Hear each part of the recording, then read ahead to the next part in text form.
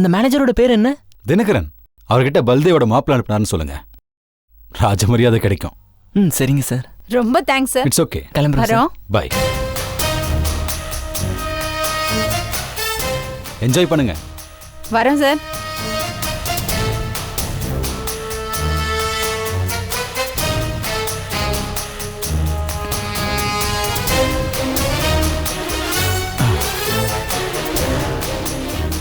இந்த ஊர்ல நம்ம என்ன சொன்னாலும் கண்ணை மூடிட்டு கேட்கறதுக்கு ஒரு கூட்டம் ரெடியா இருக்கு.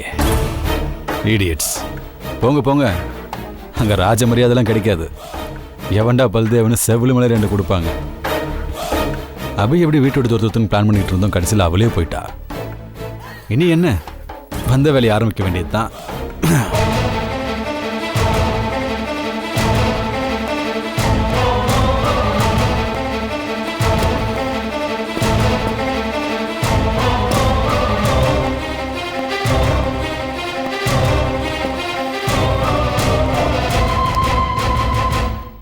இன்னைக்கு எப்படியாவது மகாவோட சொத்து டாக்குமெண்ட்ஸை தேடி எடுக்கணும். இதுக்காக தானே இளவரசி மும்பை அமிச்சோம். இதுங்களையும் பேலே டான்ஸ் பார்க்கறதுக்கு அனுப்பணும்.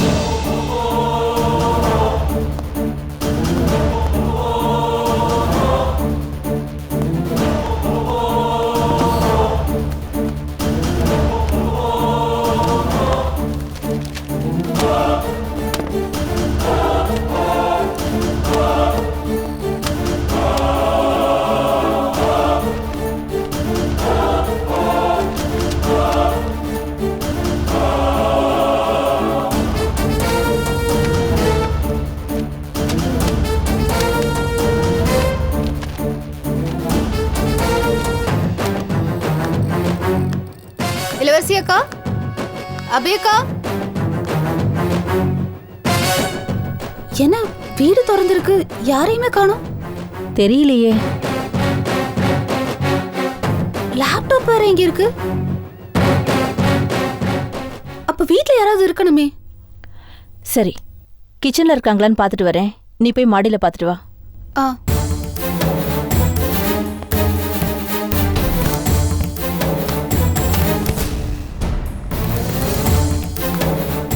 ஹலோ ஹலோ, யார் நீங்க?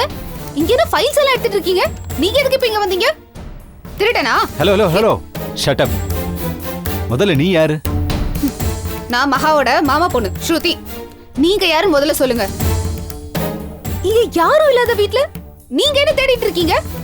கையில ஃபைல் வேற. இளவரசி அக்கா எங்க? நான் போலீஸ்க்கு ஃபோன் பண்ணா சரியா இருக்கும். அவசரப்படாதம்மா, நான் இளவரசியோட பிஏ. என் பேரு ஷாம். இருக்கட்டும், அதுக்காக யாரும் இல்லாத வீட்ல பெட்ரூம்ல வந்து தேடிட்டு இருப்பீங்களா? இளவரசி அக்கா எங்க? அவங்க பிசினஸ் விஷயமா மும்பை போயிருக்காங்க. நான் ஒரு முக்கியமான டாக்குமெண்ட்ஸ் எடுக்க வந்தேன். உன் மேல எனக்கு நம்பிக்கை வரல. இளவரசி அக்காவோட ஃபோன் நம்பர் மாதிரி இருக்கு. நீ இப்ப அவங்க நம்பரை கொடு, நான் பேசணும். இல்ல இப்பவே நான் போலீஸ்க்கு இரு இரு ஃபோன் பண்ணி பேசணும், அவ்வளவுதானே? இரு, என் நம்பர்ல இருந்தே கால் பண்ணி கொடுக்குறேன்.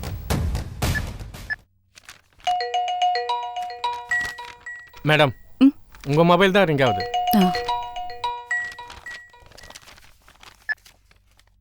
ஹலோ மேடம், நான் ஷாம் பேசுறேன். சொல்லுங்க ஷாம். நான் இப்போ கிளைண்ட் மீட்டிங்ல இருக்கேன். ஓகே. ஸ்ருதின்றது யாரு?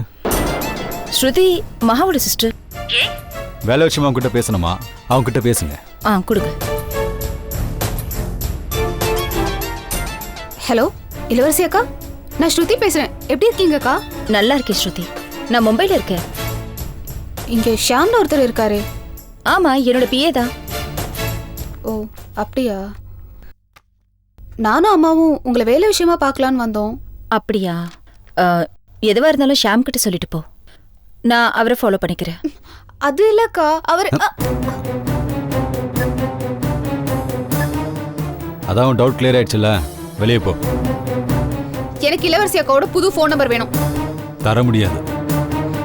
இளவரசி அக்கா நேர்ல வரட்டும். நீங்க என்ன பண்ணிட்டு இருந்தா நான் அவங்க கிட்ட சொல்றேன். முடிஞ்சதை பண்ணிக்கோ, முதல்ல வெளியே போ.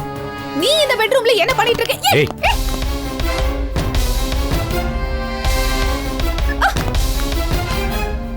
மா மா, என்னம்மா?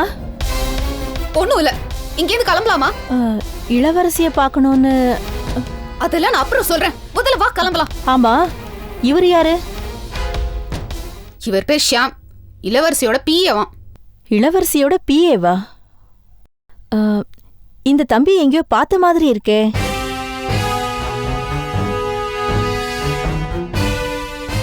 சரி நீ வாமா வாமா.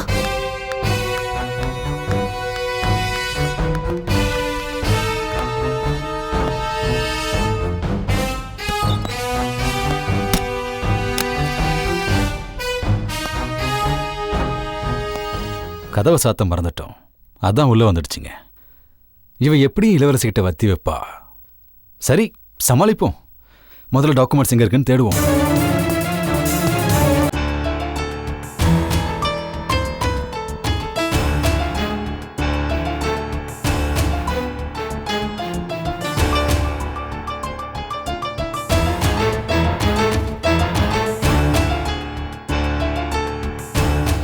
முத்து, ஏன்பா வந்ததுலேருந்து நின்றுகிட்டே இருக்க? உக்காருப்பா. பரவாயில்ல, இருக்கட்டுமா. இந்தாப்பா, இதை சாப்பிடு. நான் கேட்கலையே. பால்கோவாடா? நான் தான் எனக்கு பிடிச்சது எல்லாத்தையும் ஒன்றொன்னா விட்டு கொடுத்துட்டேனேம்மா. இப்போ எனக்கு பிடிச்சது 2 தான். தனிமை, தியானம்.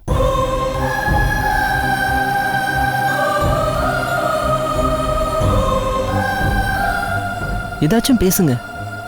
என்கிட்ட பேசணும் தானே தீபா உங்கள் அம்மா வீட்டுக்கு அனுப்பி வச்சுட்டு அபியக்கா மூலியமாக என்னை இங்கே வர வச்சிங்க. ஏன்டா அம்மா கிட்ட இப்படி கோச்சிட்டு இருக்க? எனக்கு யார் மேலேயும் எந்த கோபமும் இல்லை. சாந்தி, சமாதானம், அமைதி, அதை நோக்கி நான் போயிட்டுருக்கேன். இப்படி எல்லாம் சாமியார் மாதிரி பேசி என்னை பயமுறுத்தாதடா. உங்க அப்பா சாமியாரா போனா கூட நான் வருத்தப்பட மாட்டேன். ஆனா உனக்கு சாமியாரா போற வயசாடா. வாழ்க்கையில எல்லாத்தையும் அனுபவிக்க வேண்டிய வயசுடா. நீ நம்ம குடும்பத்துக்கு எவ்வளவோ செஞ்சுட்ட, இன்னும் எவ்வளவோ செய்ய போற. இந்த கல்யாணத்தை பொறுத்த வரைக்கும் நீ எந்த தப்பும் செய்யல. எல்லா தப்பையும் நாங்க தான் செஞ்சோம். நாங்க தான் நடந்த எல்லா குழப்பத்துக்கும் பொறுப்பு. அப்படி இருக்கும்போது நீ மட்டும் இந்த வீட்டுல தங்காம ஏன்பா வெளியே போய் தங்கணும்? அம்மா மனசு ரொம்ப கஷ்டப்படுதுடா. இல்லைம்மா, நான் இங்கே இருந்தா செல்வாக்கு தீபாக்கும் சங்கடம். அதெல்லாம் தெரிஞ்சுக்கிட்டு நீ சும்மா நடிக்காதம்மா. ஜெய், இப்போ உனக்கு என்னடா பிரச்சனை? செல்வா தீபா இந்த வீட்டில் இருக்கிறதா? அவங்க இப்போ எங்களுக்கு முக்கியம் இல்லைப்பா. அவங்க பிரச்சனை ஒரு முடிவுக்கு வந்துருச்சு. வேணும்னா செல்வாவையும் தீபாவையும் தனி குடித்தனம் வச்சிருவோம். நீ முதல்ல வீட்டுக்கு வாப்பா. அவங்கள தனி கொடுத்தணுமா? ஏற்கனவே செல்வா கிழக்கில் பார்த்தா தீபா மேற்கில் பார்க்குறா. இந்த லட்சணத்தில் அவங்களுக்கு தனி கொடுத்தணுமா? ஒன்று நல்லா புரிஞ்சுக்கங்க. 2 பிரிஞ்சு நிற்கிற அவங்கள நீங்கள் 2 பேரும் தான் ரப்பர் பேண்ட் மாதிரி கட்டி வச்சுருக்கீங்க. நீங்கள் இல்லைன்னா அவங்க எப்போவோ பிரிஞ்சிருப்பாங்க. அதனால் அவங்கள தனி கொடுத்துன்னு வச்சுட்டு தனியாக ஒரு தலைவலி உண்டு பண்ணிக்காதீங்க. டேய், நீயும் எங்க புள்ளடா. உன்னை எப்படி நாங்க விட்டு கொடுப்போம்? உன்னை பத்தி எங்களுக்கு கவலை இருக்குடா. என்னை பற்றி கவலைப்படாதீங்கம்மா. நான் என்ன வயசு பொண்ணா? நான் ஏற்கனவே தம் அடிச்சிட்டேன், தண்ணி அடிச்சிட்டேன். நான் இனிமேல் கெட்டு போகிறதுக்கு புதுசாக என்ன இருக்குது? நீங்கள் அதுக்கு தான் பயப்படுறீங்கன்னா உங்களுக்கு நான் ஒன்று சொல்லிக்கிறேன். நான் அப்படி எந்த பொண்ணும் தேடி போக மாட்டேன். தீபா இருந்த மனசில் வேற பொண்ணுக்கு இடம் இல்லை. அப்படி தான் பேசாதங்கிறேன்ப்பா. காலம் எல்லா காயங்களையும் ஆற்றிடும்பா. சந்தியாவை மறந்துட்டு தீபாவை ஏற்றுக்கோன்னு நீ தானே செல்வாவுக்கு அட்வைஸ் பண்ண. அப்புறம் தீபாவை நீ மறக்கலன்னு சொன்னா எப்படி? செல்வா ஒரு கமிட்மெண்ட்குள்ளே போயிட்டா. அவன் தீபாவோட புருஷன். அந்த பொறுப்பில் இருக்கிறதுனால அவன் சந்தியாவை மறந்து தான் ஆகணும். ஆனால் எனக்கு பொண்டாட்டியும் இல்லை, பொறுப்பும் இல்லை. அதனால் நான் தீபாவை மறக்க முடியாது. ஒரு ஓரமாக தூரமாக நின்று தீபா சந்தோஷமாக வாழ்கிறத பார்த்துட்டு நான் அப்படியே இருக்கேன். என்னையே கல்யாணம் அது இதுன்னு கட்டாயப்படுத்துறீங்க. தீபாவை நீ அப்படி மனசால் நினைக்கிறதே தப்பு தானேப்பா. இல்லைப்பா, ஒரு மனுஷனுக்கு பல உறவு முறைகள் இருக்கு. நீ உங்கள் அம்மாவுக்கு புள்ள, எங்கள் அம்மாவுக்கு புருஷன், எனக்கு அப்பா. இப்படி உங்களுக்கு பல டைமென்ஷனில் உறவுகள் இருக்கு.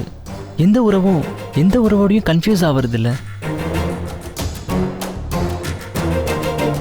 அது மாதிரி தான்ப்பா இதுவும்.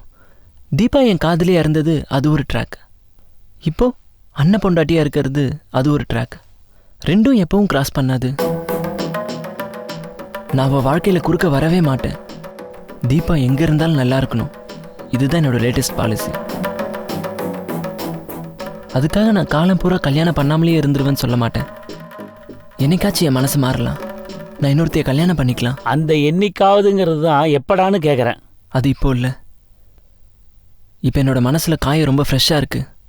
அந்த காயம் ஆறுறதுக்கு ரொம்ப காலம் ஆகும். அது வரைக்கும் என்னை தொந்தரவு பண்ணாதீங்க.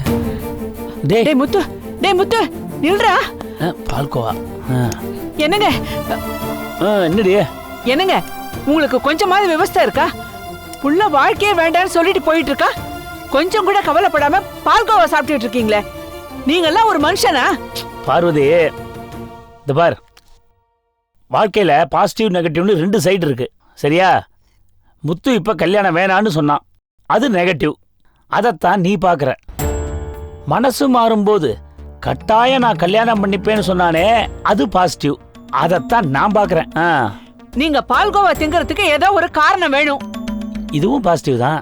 உங்களை பார்த்தாலே எனக்கு நெகட்டிவா தான் தோணுது. ச்சே, நீ நெகட்டிவ்னா நான் பாசிட்டிவ் டே. அதான்.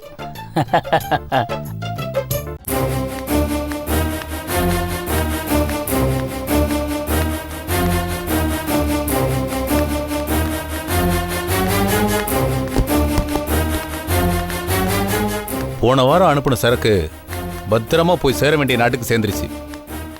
அங்க நடந்த அரிய கலைப்பொருள் ஏலத்துல பல கோடி டாலருக்கு சேல்ஸ் ஆயிருக்கு. நமக்கு கணிசமான லாபம் கிடைச்சிருக்கு. இந்த தடவை அது கண்டிப்பா நடக்கும், கவலைப்படாதீங்க. தம்பி சீக்கிரம் எடுத்துப்பா. உங்க பங்கு உங்களுக்கு வந்து சேரும். ரொம்ப சந்தோஷம். சரி, எந்த வழியா போறீங்க? ஏன்? பார்த்து ஜாக்கிரதையா போங்க. ஆழ்வார்பேட்டை வழியா போகாதீங்க. போலீஸ் செக்கிங் அங்க ஜாஸ்தியா இருக்கு. பீச் ரோட்ல போங்க. கவலைப்படாதீங்க, நான் ஆழ்வார்பேட்டை ரூட்லயும் போல பீச் ரோட்லயும் போக மாட்டேன். நான் வேற ரூட்ல போவேன். வரேன்.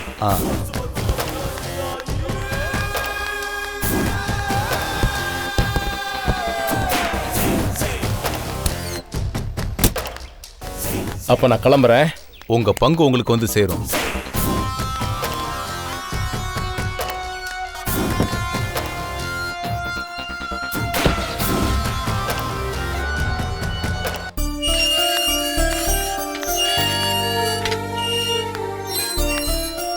வாங்க.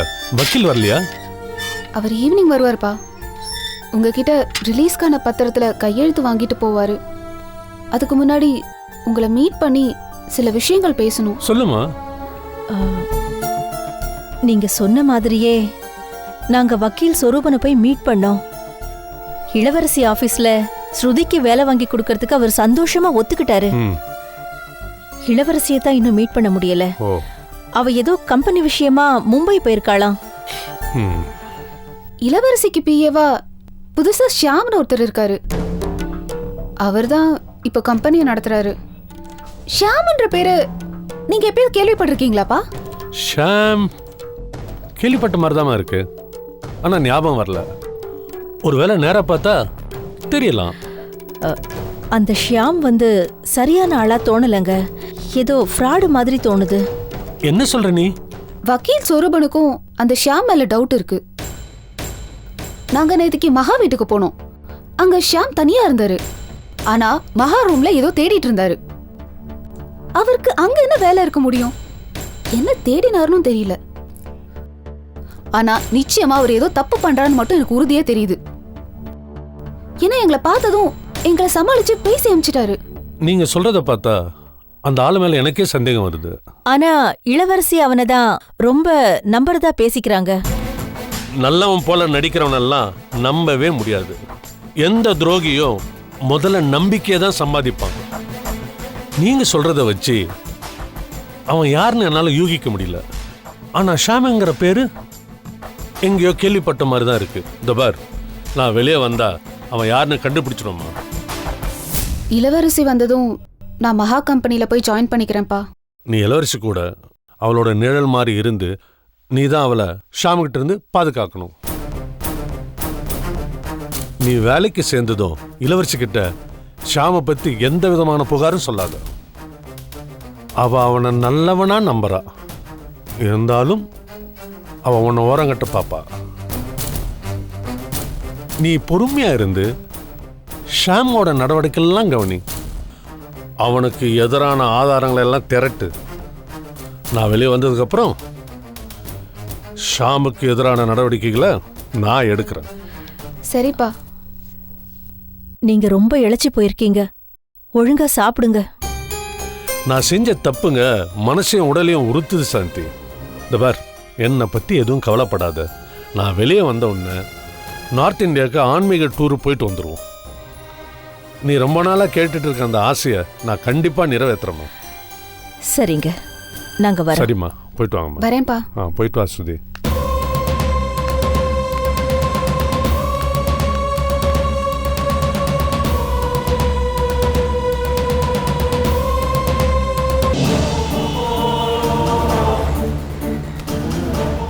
D1 போலீஸ் ஸ்டேஷனுக்கு போ.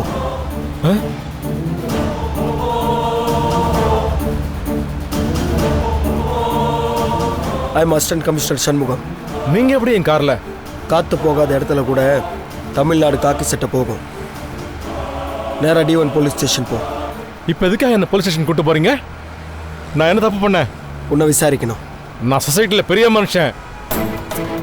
என்னெல்லாம் அனாவசியமா டிஸ்டர்ப் பண்ணாதீங்க, இன்சல்ட் பண்ணாதீங்க. சந்தேகம் வந்துட்டா எவ்வளோ பெரிய மனுஷனாக இருந்தாலும் சட்டத்துக்கு ஒன்று தான். விசாரிக்க வேண்டியது போலீஸுடைய கடமை. ஒத்துழைக்கலன்னா அரெஸ்ட் பண்ண வேண்டியிருக்கும். உங்க டைமை நீங்க வேஸ்ட் பண்றீங்க ஏசி. யாருக்கு டைம் வேஸ்ட்டு, யார் டைம் சரியில்லைங்கிறது இன்னும் கொஞ்சம் நேரத்தில் தெரியும்.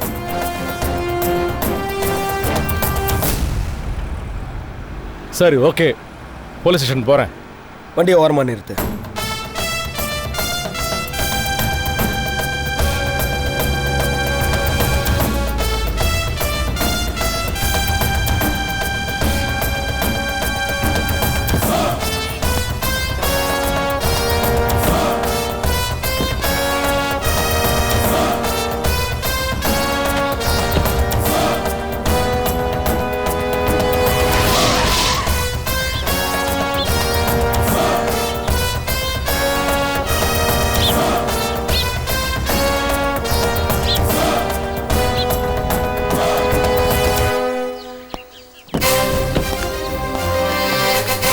ஹலோ உள்ள வாங்க சார்.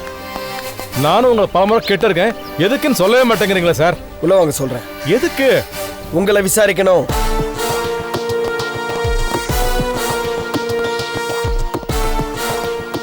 சார். ராஜபாண்டி, கார்ல கொஞ்சம் பாக்ஸ் எல்லாம் இருக்க, எடுத்துட்டு உள்ள வாங்க. சார், இது அநியாயம். என்ன விசாரிக்க தானே கூப்பிட்டு வந்தீங்க. பாக்ஸ் எல்லாம் எதுக்கு எடுக்க சொல்றீங்க? இப்போ சந்தேகம் வந்துட்டா செக் பண்ண வேண்டியது எங்க டியூட்டி சார். நீங்க தப்பு பண்ணல, அப்புறம் ஏன் பயப்படுறீங்க?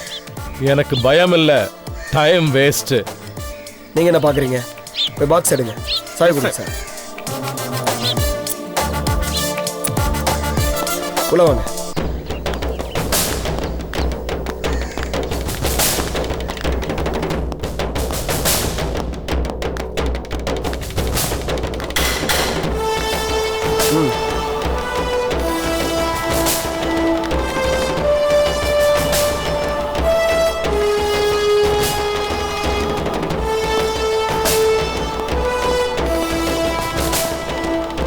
இங்க வைங்க.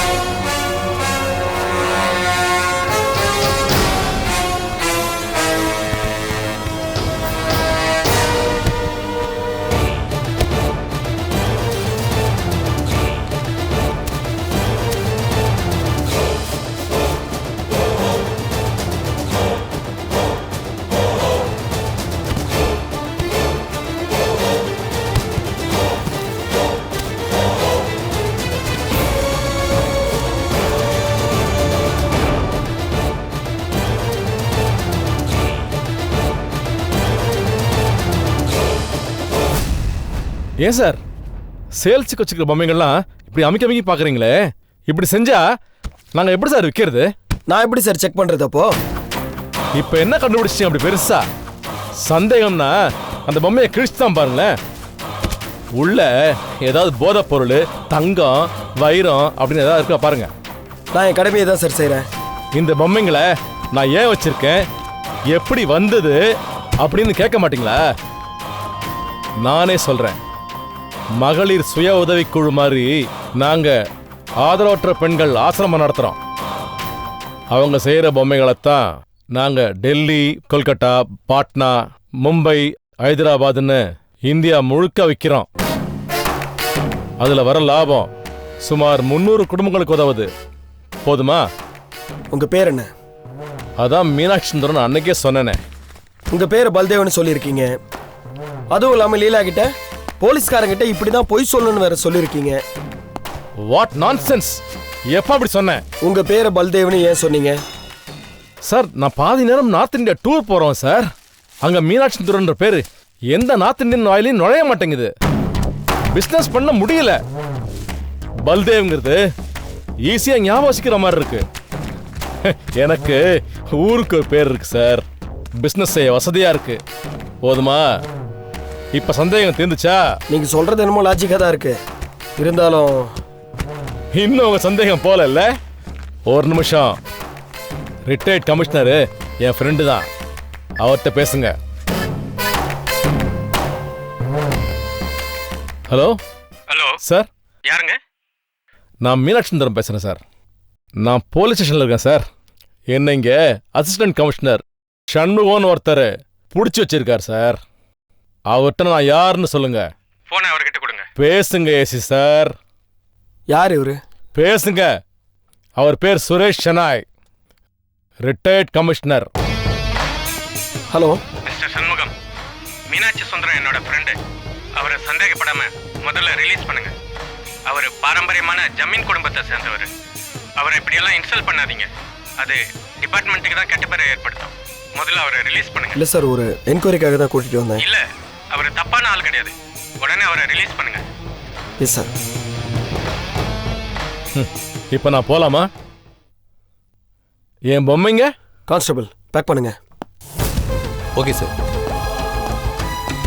சார், இதெல்லாம் நம்ம ஸ்டில் ஃபோட்டோகிராஃபரை வச்சு ஃபோட்டோ எடுத்துக்கலாமா? தேவையில்ல, பாக்ஸை காரில் எடுத்து. Okay sir.